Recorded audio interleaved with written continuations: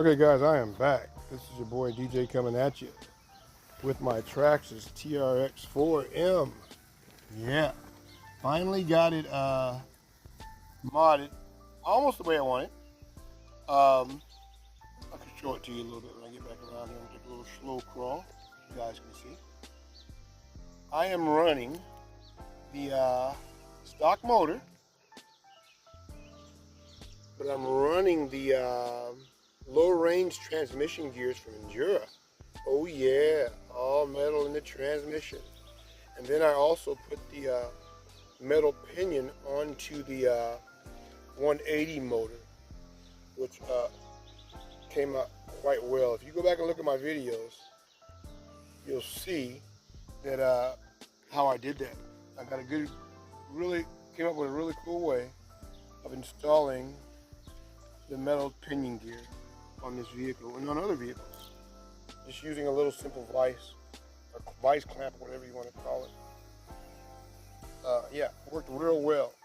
So let me get my Trx4m here so you guys can check it out. Okay, here we go. Underneath, as you can see, I have the, hang on, let me lay it down on the ground. I got the high clearance links on there. I got the Endura drive shaft, all metal, high clearance links, which looks awesome. What else? Stock motor, Endura metal pinion gear on there, and I like it. And also I got Endura shocks. Now I got these shocks on here completely maxed out. You can kind of tell if you look in there real good. See? I got them completely maxed out. Why? I need as much clearance as possible so I don't get body rub, because I'm using some tires that are quite tall. I don't know exactly how tall they are, but they're pretty tall tires. But that's what I chose to use because I wanted to really give this Bronco the off-road look. If you're wondering why my color looks like that, kind of old looking, that's simply because I matted out the blue. I went to Walmart, got some matte spray, and I matted out my paint job. So, yeah, it's looking really cool. And guys, I didn't spend a lot of money on the parts that I got. Not at all. Not a lot of money spent on the upgrades. I don't know why my camera's foggy, but I'll try to clear it up.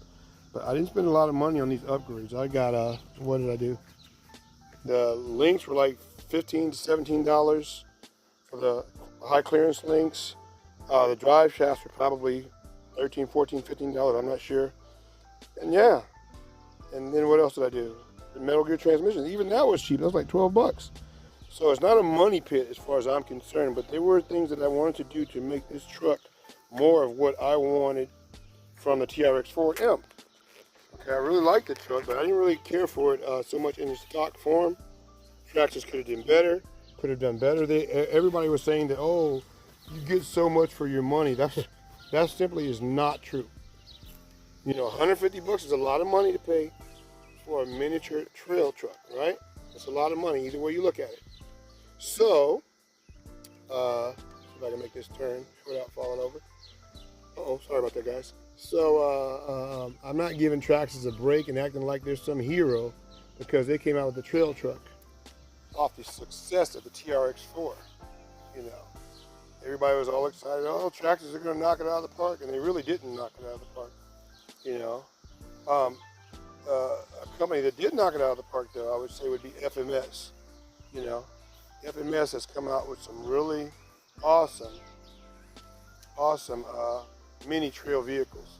So I really give them the kudos over the Trx4. Don't get me wrong, I like the Trx4, but you know, the cost should have been cheaper, like around $99, maybe $110, you know, because they give you a lot of Traxxas. They cheap out on a lot of things. They give you the most basic transmitter they can find, no remote lighting, but yet people that are, you know, content creators that did their review on it when it came out were praising Traxxas so high because they had a low price margin, which in reality they didn't, as if you compare it to what you get when you get an FMS vehicle and even some other brand vehicles. You get more for your money. This truck here has bushings, right? You get a lot of people that give you flack about having bushings, but let me tell you something. I did not switch over to bearings. I'm keeping the bushings. Why? Well, bushings, they do not rust, you know. you can do all the water play you want, and you don't have to worry about them rusting out. A lot of people don't think about that, but that's just simply the truth. Bushings don't rust, whereas bearings, excuse me, mosquitoes, bearings can lock up on you, rust and lock up on you. So I really have no problem with bushings. Now, I would tell anybody, if you want to save money, I've been doing this a long time, guys. This is trail truck crap. Long time, longer than most of the people on YouTube. I've said that many times and seriously have. Not that I know it all, but you do learn some things. When it comes down to trail trucking and just trailing in general, you know, you're going slow anyway. You're going to get massive run time, regardless. Why? Because you're not, you know, most people that do scale off-roading like me, we drive slow like this. What does it matter if I have bushings or bearings? It really doesn't matter, to be flat honest with you, because your time's going to be extended. If you get bearings, it'll be extended a little further, yeah, I'll say that. If you're into racing, yeah, you want your car to be as fast as it can be, then you want to at that time, then you'll want to have some, get some bearings for that. But for the purpose of just trailing around and crawling and doing some scale driving and stuff, you don't need to go bearings. You can if you want, spend the money, nothing wrong with it. Not necessary. Like I have no plans on putting bearings in this thing at all. No plans at all. I get plenty of run time off this truck, just like it is. Plenty of run time. Okay? So that's something some of you guys can think about before you go out and spend the money on buying bearings and whatnot. I'm gonna see if I can get over this bridge, then I'll let you guys go. Yeah, so now I like the TRX4. This is more of what I wanted. You know, a lot of people talk about performance as meaning the most powerful motor, this and that. That's not necessary. Performance is just having it run efficiently and look as real as possible, like a real car when you're driving it. That's the fun in it. You don't have to turn a car into a money pit. This is not a money pit. Those tires on the car cost me like $10, and they came with foams. Those tires came with foams. They're called Easy Pass RC, something like that, and they work great. One thing I do have coming. I do have wheel weights coming. Yeah. So for me, I'm into scale trail riding and stuff like that. You guys saw how I came across that bridge looking all luxurious. That's right. I'll see if I can go back across it. It's kind of hard to drive this car one hand because unless you got big hands, which I do, but it's still kind of rough. So I got a little body rub. I got to work on that when I turn. But anyway, let me see if I can get back across there. I'll let you guys go.